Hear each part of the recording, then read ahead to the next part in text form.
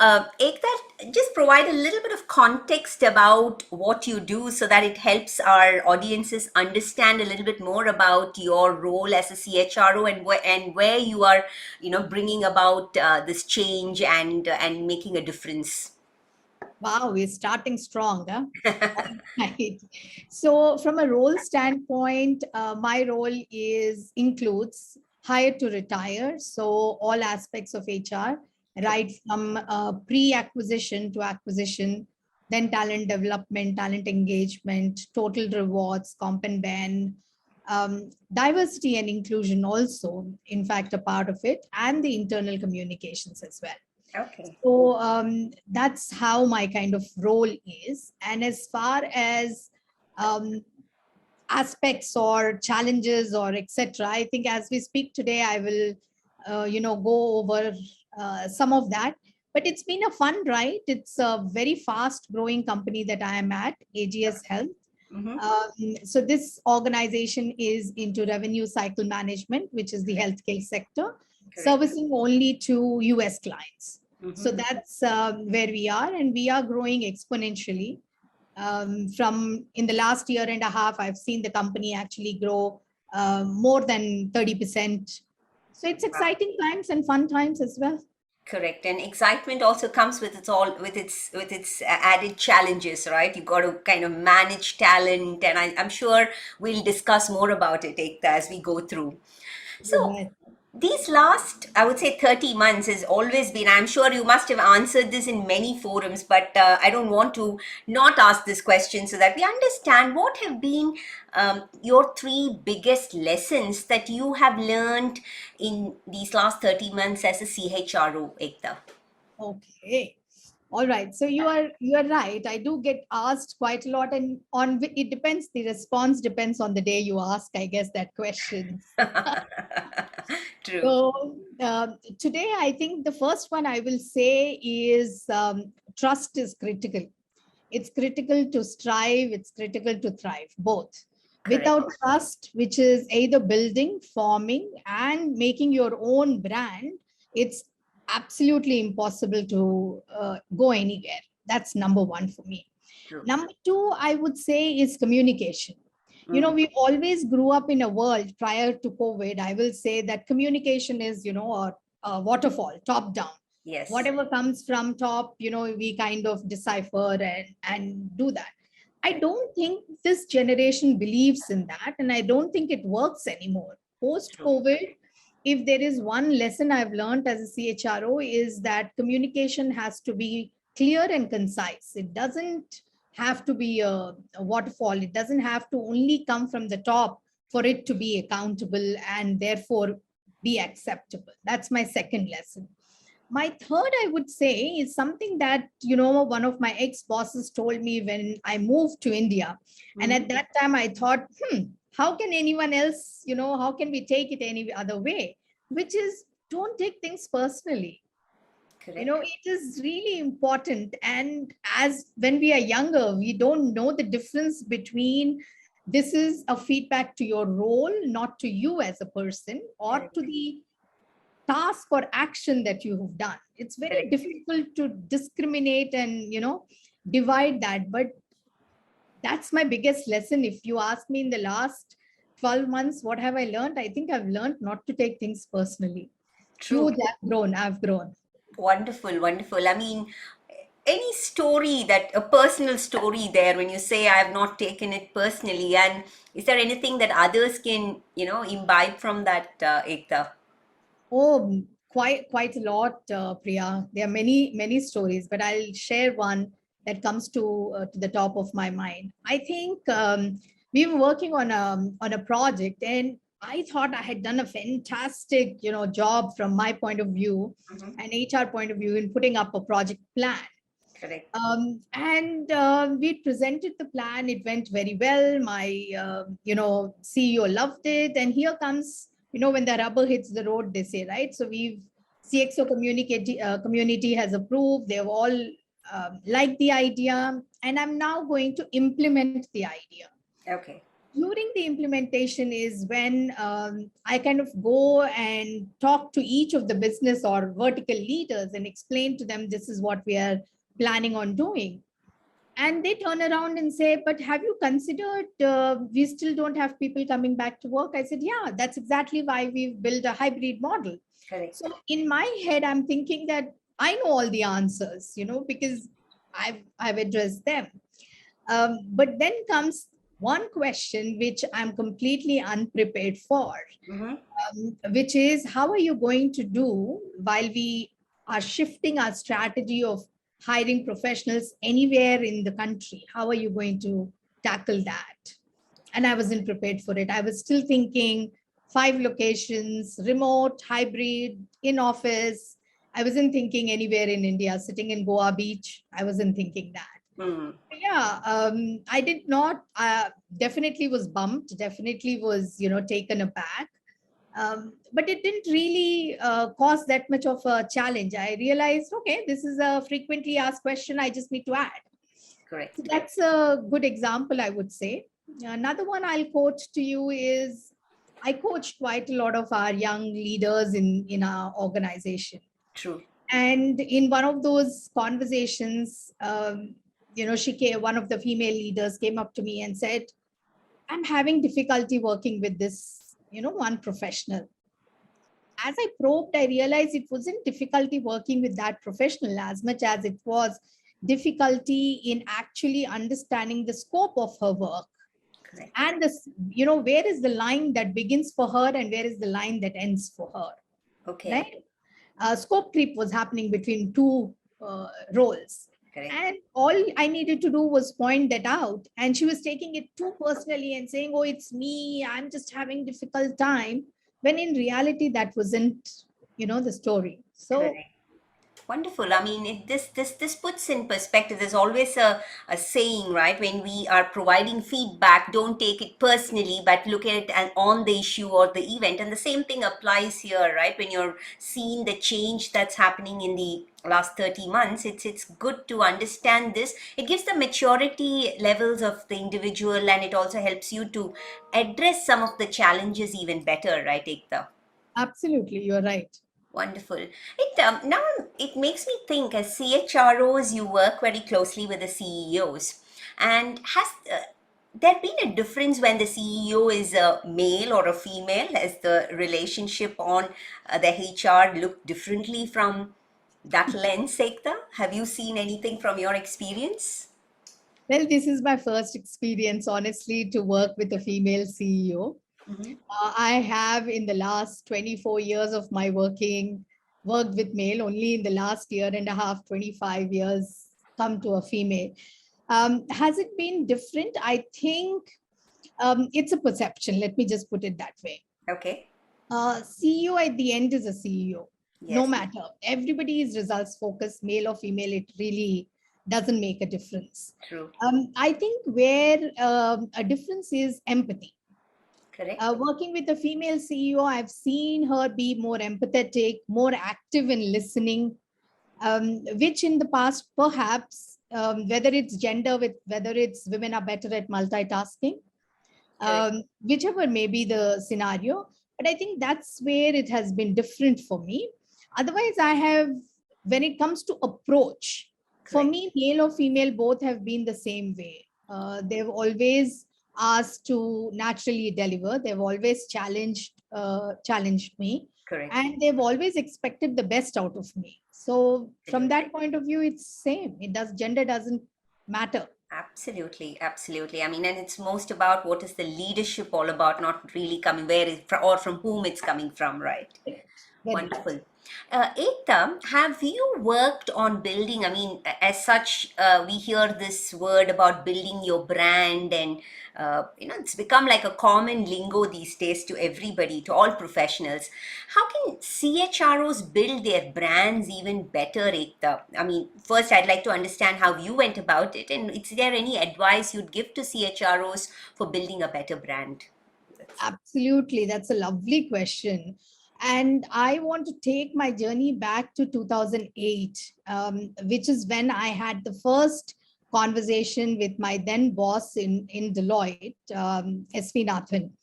And he told me, you want to recognize and realize what you want to be known for. Let's just start there, right? That's the brand. That was the first time someone had a conversation with me saying, you are a brand. Yes. Until then, I was Ekta. It wasn't, that was beginning and the end.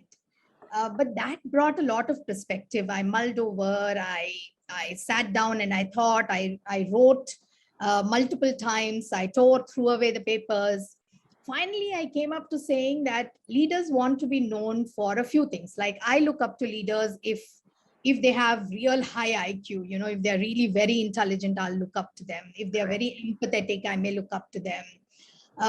But for me, what is it that makes me want to be, right? My brand. I think I want to have be known as someone who can earn respect of people, right? I should be respected. That is something I want.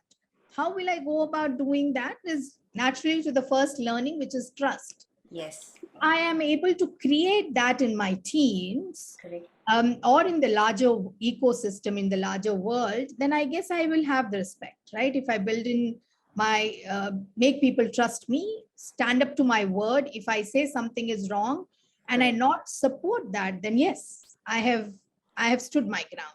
That's number one.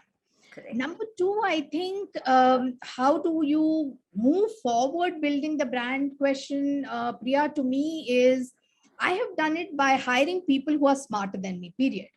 I really love to have smart people in my team, intelligent people in my team, hungry people in my team, someone who wants to, someone who raises their hand and says, hey, next role is mine. So I love having people of that nature as part of my team. And that's what I have done. It doesn't have to be higher. It could very well be that you have, rough edges. You have real good, smart people. You just have to sharpen a few edges and develop them. And that's what I've done in my previous roles and even in my current role. Adding new hires, no, I have developed a lot of my internal talent that's been there. Many of them are very smart and they are hungry. And so all you have to do is feed that hunger. Sometimes there is a spark. So just, fire it, give it fuel so it burns, right? Third, I would say is, for me, succession planning is very critical and important. Correct. So as a CHRO, I don't always want this role, right? I want a bigger role. I want a larger role. Correct. So naturally, I tell my team that think about how do you prepare someone else to take your job so you can take over mine. Correct. That's very important. However, if you see, Priya, as human beings, we are, many of us, I won't say all, many of us are very insecure. Correct. True. So we don't want to build successors. We want to hoard and keep the talent, because sometimes organizations also have turned around and said, hey, you built a successor, we don't need you anymore. Correct. That's also happened, right? Correct. Therefore, yes. Leaders have only learned from that. Yes. They therefore always hesitated saying, let me not build a successor because my job then is at a risk. But to me, that risk is better than having an organization where you have no one to take your job. Tomorrow, if you're hit by a truck, then God forbid, the organization is at a loss. So that's where I would say that's how I build my brand. Correct. By doing these three critical things: trust, imbibing it, living it, walking and talking trust, right? Correct. Second is developing strong teams. And the third is succession planning. Correct. But this is a very, it takes me, when you say succession planning, Ekta, in this era where there is a lot of things like the great resignation, war for talent, etc. Your ideas about the focus and importance that you give to succession planning, and you also spoke about the fears to succession planning, having these, like, the polarities, like you have the forward thinking to say, no matter what, even if I get replaced, I'm going to build on it. And then the fear, let's say there's somebody with fear and who does not want to. How should organizations approach this in a balanced way as we move forward, because it's a very critical aspect of leadership and organizational growth as well. True, absolutely. You are 100% bang on. It is very, very critical. To me, the answer can be very simple, and I'll elaborate. I have always been told that I end up giving bullet points and not reading the letter, but I will for you. The bullet point is transparency in communication. Mhm. That's my bullet point. Let me elaborate. See, the insecurity comes when he or she doesn't know what next. But if you tell team A that, listen, today you are, let's say, for example, a talent development, I'll take an HR example, Correct. a talent development leader. Mhm. Tomorrow, I'm planning on moving you to talent engagement. Go develop your skills in the next 6 to 7 months or 8 months. And then at the end of this year, you will move. Now, Correct. what happens to the person who's in talent engagement? I'm confident the two of them are talking, right? Correct. So if you feel and believe that there is potential, then you have a conversation with that individual saying, here is your next role. Correct. Because if you want to take my job, you have to be a holistic leader. Correct. In technology world, you cannot, for example, always have been in one technology all through your life and expect that you will be a leader, right? I True. mean, look True. at any CEO. They've not done one role and one type of role till they became a CEO, right? Correct. You do different roles to become. You work in sales, marketing, development, research, you work in production. Only then you can have a holistic experience. Correct. Otherwise, how do you gain the respect of people if you've done only one type? Correct. So that's why I say transparency is very important in communication. If you build that, in my view, it is 80% success. The insecurity comes when you don't know what is tomorrow. Yes. Draw out a plan, make it a year and a half plan. And I think people in today's world, year and a half is long term, by the way.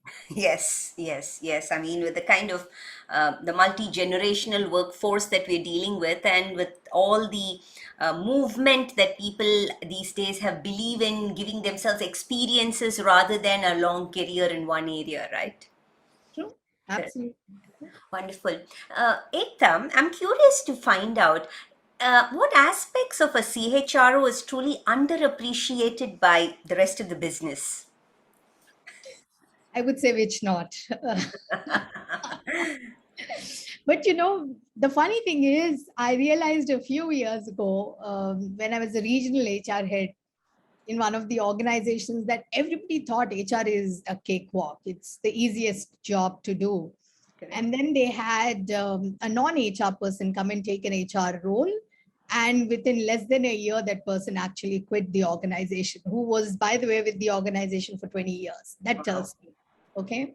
That tells you that HR isn't a piece of cake. It isn't a cakewalk. It isn't that you can bring anybody and everybody and put it in HR and say, hey, you will succeed. No. I think what aspect is most under-evaluated or underappreciated, I think, is the complexity. Hmm. No two human beings are the same.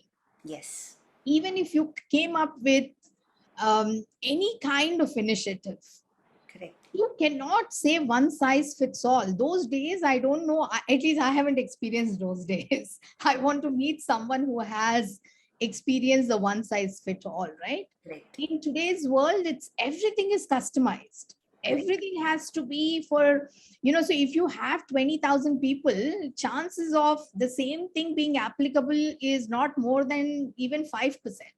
True. Yeah. So I think that gets underappreciated quite a bit, right? They think, oh, you've built a framework, all you have to do is implement. No, it's not as simple as go ahead and implement. We have different type of thinkers, thinkers that are analytical in their style of thinking, which means you have to drop every single full stop, comma, semicolon for them. Otherwise, it doesn't fly. Then there are people who are go-getters. So for them, all you have to say, hey, here is the end goal. They'll figure out how to make it happen. Then there are people who love to have conversations, dialogue, debates to reach a conclusion. And then there are the silent types who say yes to everything, but then I worry what's happening in their mind if they're saying yes to everything. either I haven't thought through or I am a genius. Chances are the first, not the second. Correct. So that I think is most underappreciated. And I'm going to add a bonus to you, and I'm going to say decision making. Hmm. In Okay. HR, we have to make decisions almost every minute, every hour, some days. You can't plan your day. It is never that I have planned my day and it's worked out smoothly in that manner. Correct. To me, that's a challenge. True. Decision making, therefore, is a difficult one. I mean, it's not an easy process. Correct. But at the same time, being decisive is very important for a CHRO. So that's how I'd probably put it. Two complexities. Correct. This is good, Ekta, and I'm going to go back to something that you said about different styles that people have, and as an organization, you'll have to cater to all your people, talent strategies, policies, whatever, any frameworks you do for competencies have to take into account these different styles of people. Now, how can organizations? Do you have any? Stories where you've seen the struggle actually by you taking into account all these things and then doing it, and still it's still a challenge, right? And how do you really make this equation work, Ekta, especially when it comes to people, and every person is different, and now you'll have a lot of things, and as you move, when you talk about tens and thousands of people in an organization, how do you really look at saying, I need to get this rolled out, this is what we need to do? How does it really happen? I mean, I've never been in HR, though as a coach I've worked in enabling people to get to their goals, but I've really never thought about the complexities of your role. So help me understand, how can you really get this equation for different styles, different ideas, different types of people, and how do you roll out everything towards getting your people aligned and delivering the results of the organization? All right. So first things first, Priya, there is nothing called everyone and everything. It's not there in our world. I Correct. don't believe that is possible. I don't believe that there is 100%. I mean, 100% retention is not possible. Therefore, 100% result is not possible on a lighter side. On on the criticality of how do you implement or how do you go about, you must have seen, right, in most presentations that you attend. Let's start there. As someone introduces themselves, they also, then the next slide always is an agenda slide, right, of why, what is we are going to cover, what time to what time are we going to cover, when are the breaks going to be, what are the discussion topics. There's an agenda laid out. Correct. That's laid out for the analytical thinkers that are sitting in the audience, right? So similarly, when we design a program, we create a roadmap, right? This is the starting point. You have to do XYZ course. Therefore, the journey will come to B point. From B, if you have to go C, you have to do XYZ projects, whatever it may be. Correct. That all detail is laid out for a person who's thinking end result. Okay, forget it. I don't want to know what all you want to tell me. I just tell me, I want to become the CEO. What do I have to do? Correct. Okay, so that agenda in the presentations typically, or in your project plans, the roadmaps are for the people who want to go to the far end. The ones that love to dialogue, that's where you've created the conversation points. That's where you've created the topics where you want inputs from people, right? During a presentation, you ask a question, even if you're doing it on a virtual platform like we are, on a Zoom, you'll report a question. Or if you have, done e-learning modules, in the middle of the modules, there are questions that are given. Correct. That's not given, that's of course given to see whether you're paying attention, but Correct. also to help those thinkers who want to answer a question in the way they process it, which Correct. is called paraphrasing in our language, right? Right. So that's catered towards them. The ones that keep quiet are the ones that answer the question in the end. And therefore, every program has an assessment in the end. Correct. right? So that's how you kind of, go about thinking of different people. And once you've recognized and realized that they're different thinkers, different way, it's just how we say about learners, right? There are some of us that are visual learners. I love to watch videos and learn from them. Vis-a-vis, there are some who love to read because they have a faster pace of understanding if they are reading. I have a colleague who tells me, don't give me videos to watch. No, can you please just send the material and I will read. While there are others who will say, can you give me data so I can accept that what theory you're giving, hypothesis you're giving is actually true. Correct.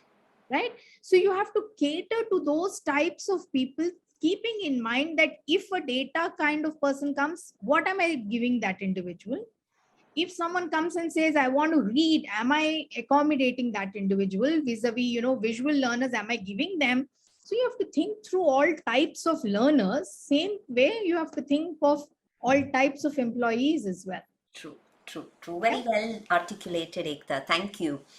And in all of this, right, there's always a lot of influencing and persuasion that you would have kind of, I think it's like part of everyday life. I mean, it's pretty much like you're selling things to people or even negotiating. So something around sales skills are always demonstrated. Now, can you share a couple of instances where you have influenced and persuaded change within your organization? Are there any stories? Oh, there can be many. I'm confident I haven't done so many years and, not had stories. They are war stories is what I call those. So the biggest change today, the dialogue, if you see, Priya, every second conversation in industry is either about wellness, specifically to mental well-being. Yes. And if you say, okay, this I won't attend, then the second conversation is diversity and inclusion, right? Even in India. True. And globally as well. I don't think it is any different globally either.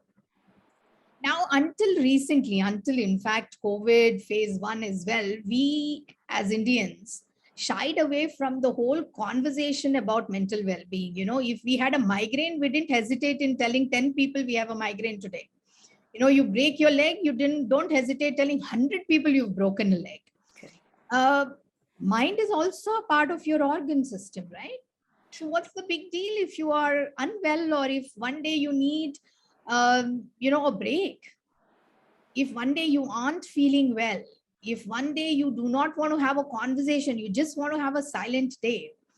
In my prior organization, UK as a country gives mental well-being days. Okay. So people can actually call in and say, I'm taking a mental well-being day today. I wish India could do that too. I know there'll be enough that will abuse the system. That's the first thing everyone says. But I think that change has been something that I've had massive dialogues in the last, I will say, 30 months. Okay. Right?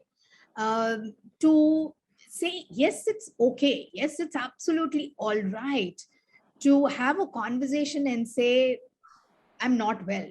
So what? Or to train our frontline managers in asking the question which is most abused in English language, how are you? Yes. Even before someone answers, we are ready because we've been trained to either say, how are you? Or say, hope you're doing well. Wait for the other person. You'll see in chat, especially, right? Whether it's Teams, Skype, whatever form, it says typing. So you've written, how are you? I want to tell you I'm not well today. I want to tell you I'm hopeless today. But you're typing already. It says you're typing. Are you giving me the time to answer? No. So how do you make an influence or how do you make your organization realize? I think the great resignation was a wake-up call for many. Because a lot of people would say that I'm leaving because I have someone who doesn't listen to me or is unempathetic or isn't. They didn't so much talk about, yes, I'm going for a career growth as much as I'm taking a career break. That was a huge thing, right? Many people quit workforce. Correct. Global reports are there, right? Global reports to talk about it. And therefore, the organization will either wake up from that external influence, or internally, if you start a dialogue and say, by the way, let's do it.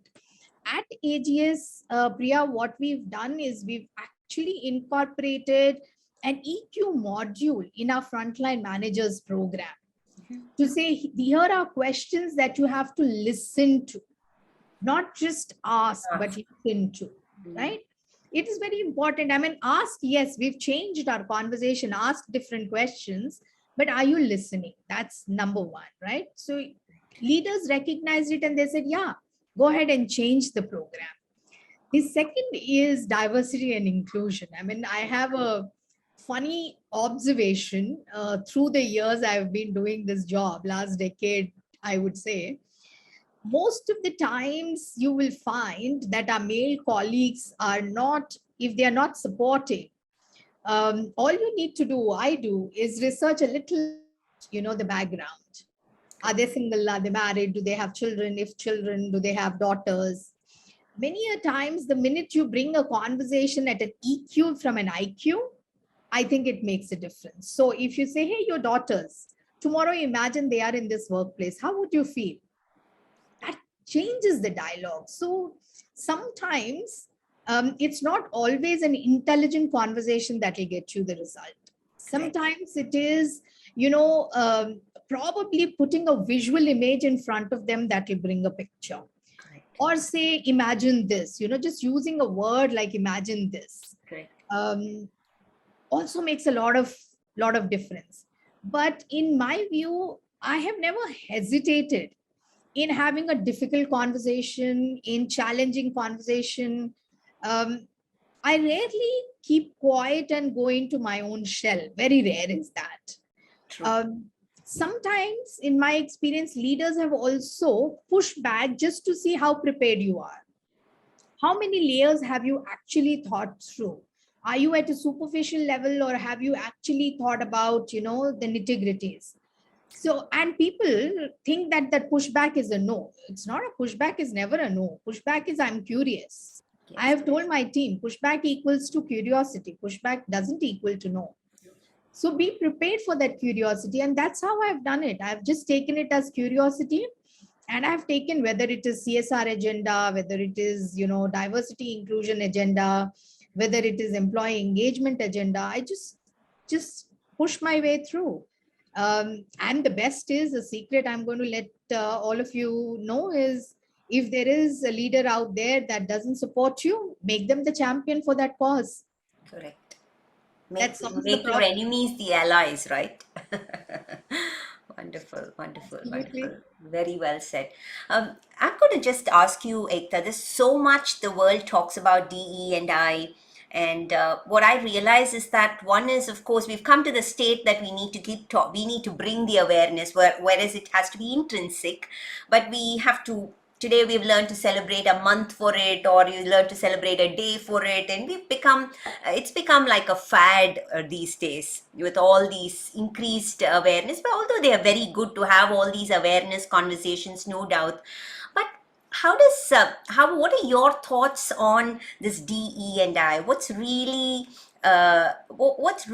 is the missing element there? What are the missing links in that piece? Oh, you're asking me a loaded question.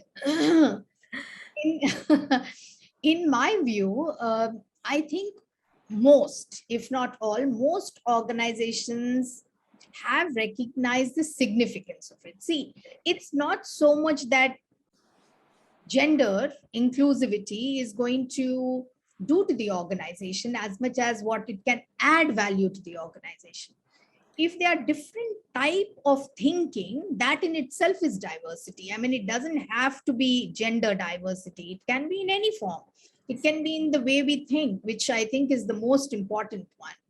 For me, what's the biggest hindrance, I think, is professionals who either take the gender for granted, and demand, therefore, as an entitlement. I'm a woman, I'm entitled to. To me, that's a hopeless conversation to have. To me, that's a lost cause. But the larger lost cause, I think, is that um, if we talk diversity, if we talk inclusion, most of the time it is gender that we speak of, right? Correct. And when it comes to gender, women, we don't learn to negotiate. We are always the first to throw in our, throw in the baton and say, okay, fine, we'll do whatever you want. Why? Why are we not having a dialogue about it? Why are we not deliberating about it? You have, spent equal number of years studying, educating, spending money. Your parents did that, if not you, as much as the opposite gender, right? But let's say marriage, first milestone in life. Women will be the first one to give up the career. Many a times they are more intelligent than the man. Then why are they doing it? Because I think we are, as a country, as a culture, told that this is what is expected from you. Correct. Right? And that, I think, is the biggest problem. Today, I tell my employees at my company, I tell them, especially I ask in the sessions that I do, how many of you are mothers, and how many of you that have raised their hand as mothers are mothers for a boy child? Yeah. Because a boy child's mother, I think, has an extra responsibility in tomorrow's world than a girl child's mother. Correct. Equality has to be taught at home. After dinner, if a boy is taking the plate, yes, it's absolutely okay to leave the plate in the sink, just as it is for a woman. You don't have to pick it up. It starts at small things. So for me, I think it is the women that have to start that conversation. Correct. Number one. Number two, we cannot have this conversation in silos among women. I mean, look at the workforce. More than 50% is men. Include them in the conversation. Tell them what your problem is.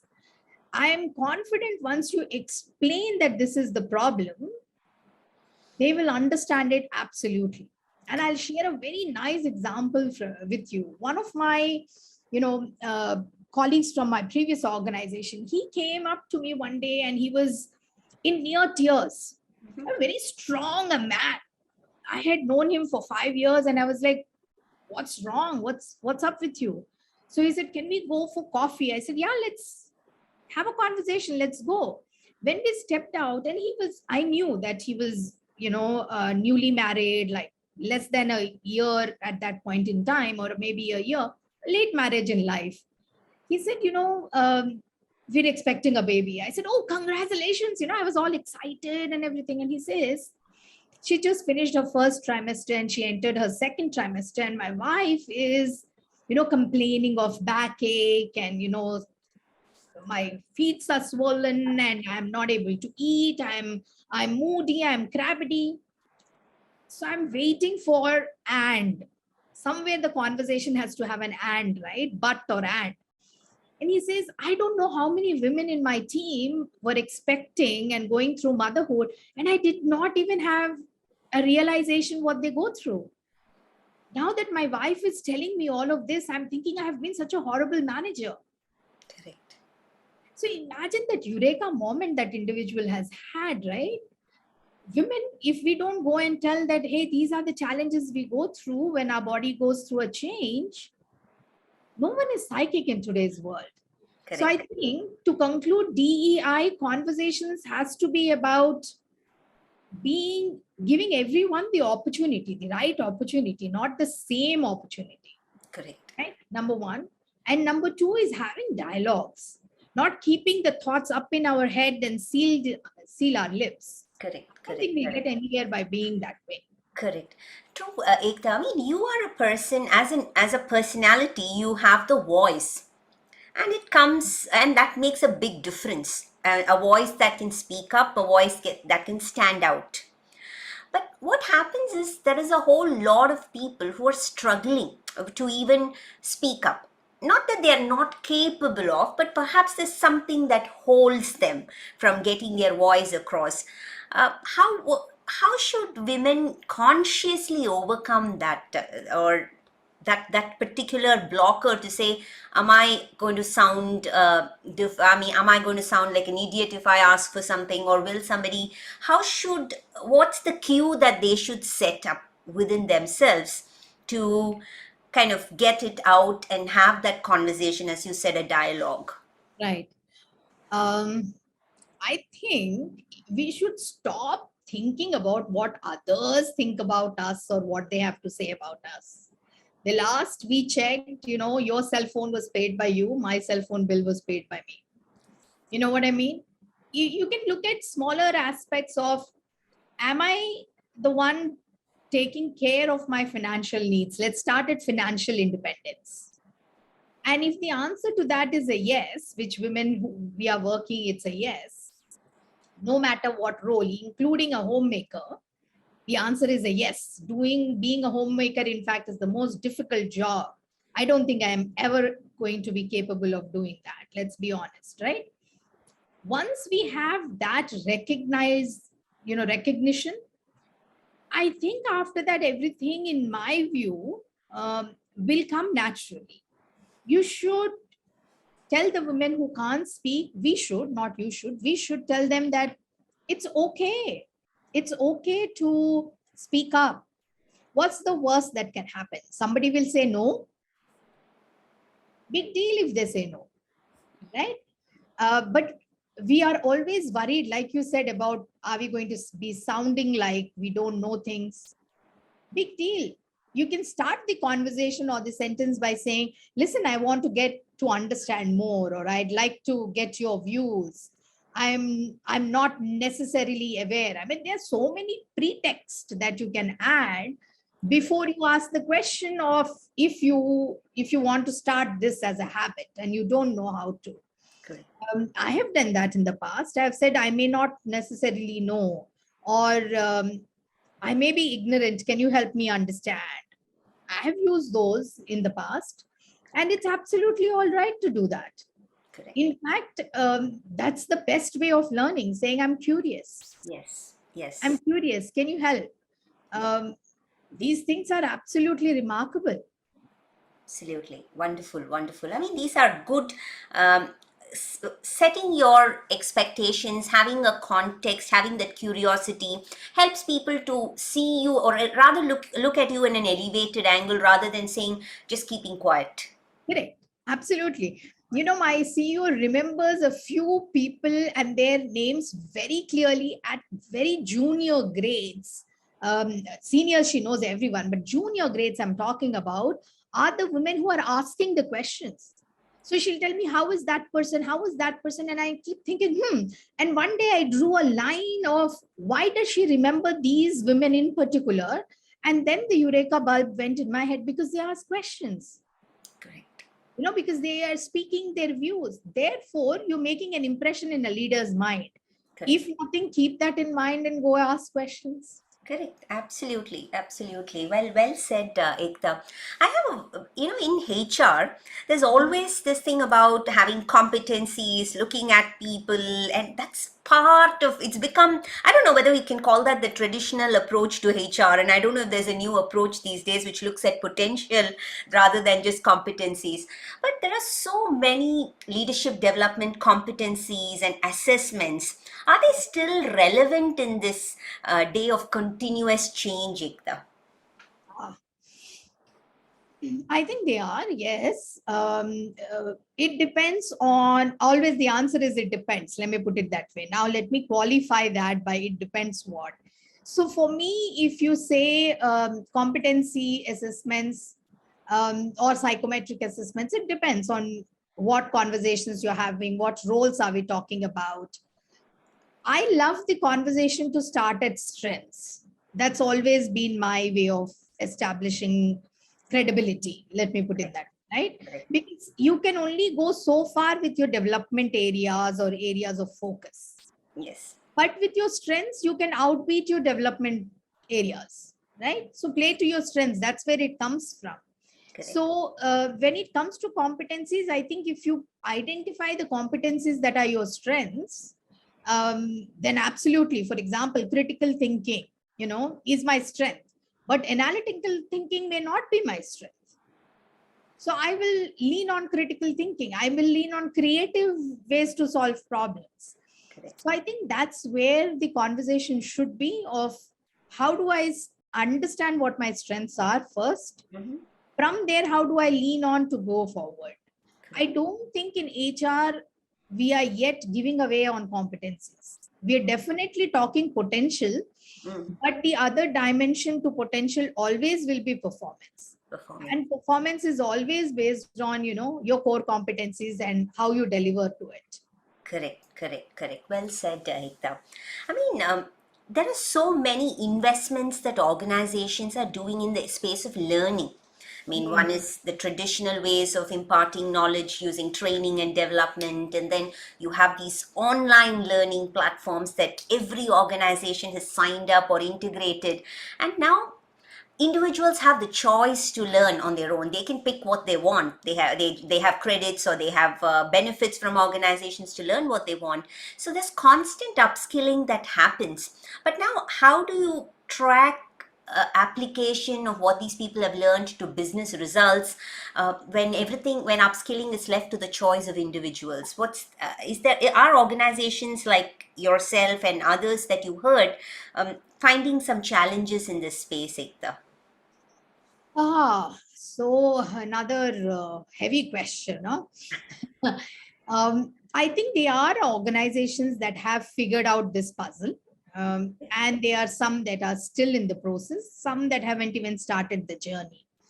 One of the biggest changes that I've seen in the last 2 to 3 years is micro learnings. Yes. Right? Micro learnings are those 15 to 20 minutes because now we've understood the attention span of an adult learner is not beyond 20 minutes. And if it is a video, it's not beyond 3 minutes, right? I Yes. mean, you and I also, I'm confident I'm guilty. I kind of pause after 3 minutes. I'm like, forget it, I'm not watching. Or I'm skipping and watching unless it's on Netflix, right?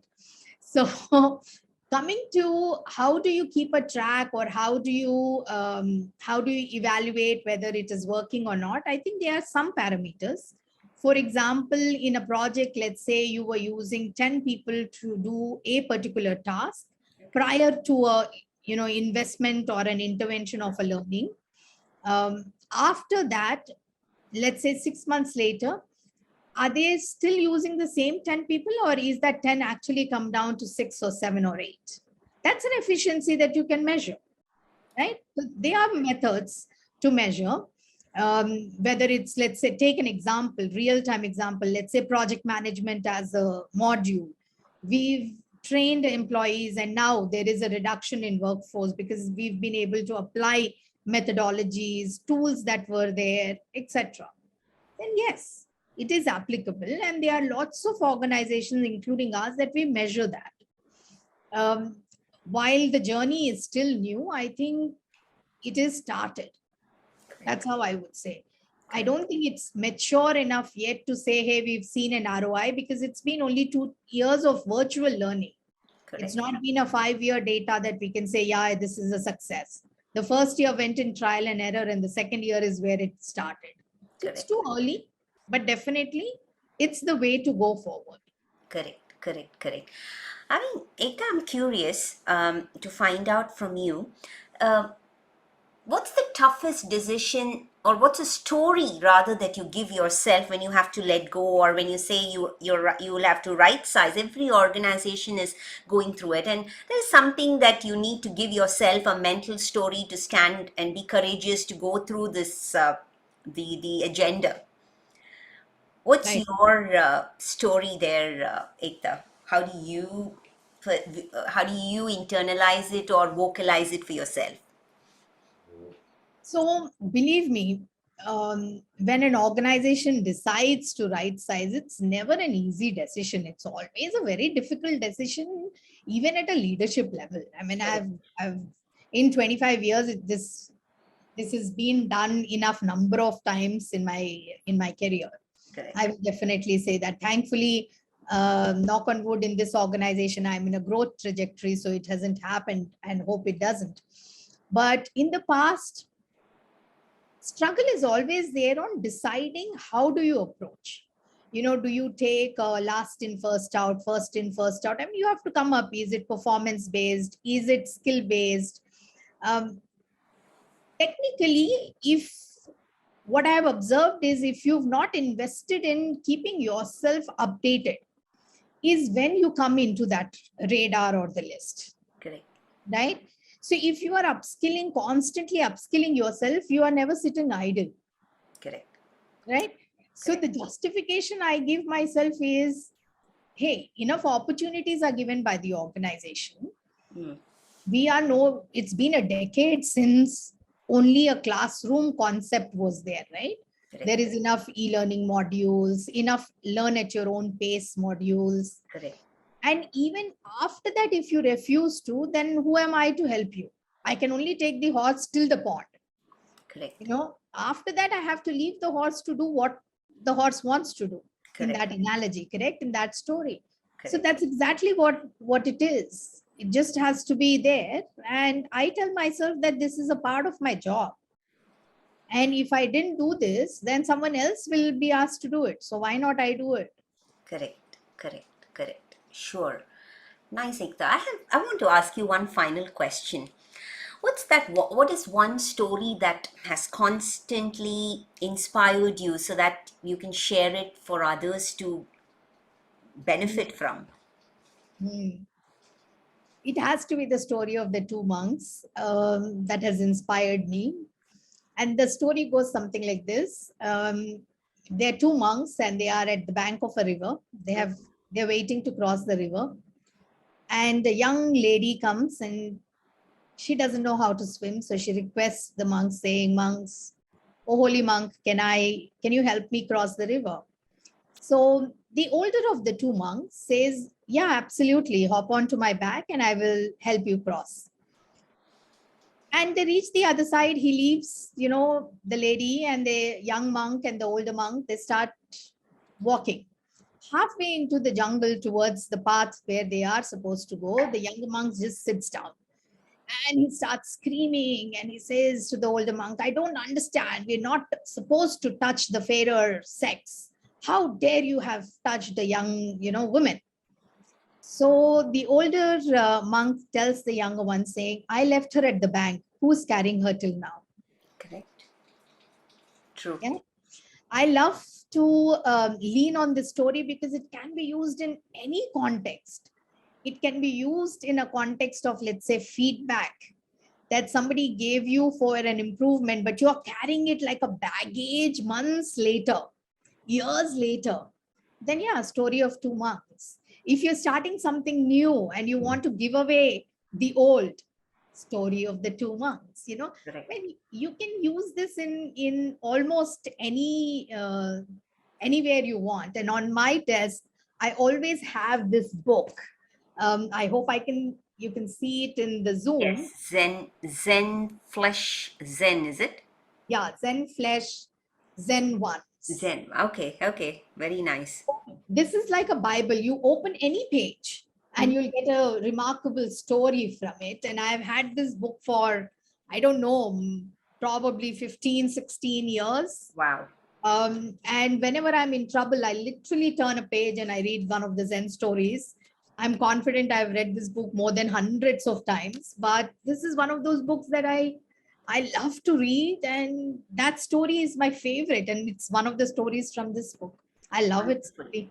Wonderful, wonderful, Ekta. I mean, this is really good. I mean, there's some things that we always have as anchors, right? And why not it be an inspirational book like this that can help you in different circumstances. Yeah, Right. why not? Wonderful, wonderful. And I should say thank you, Ekta.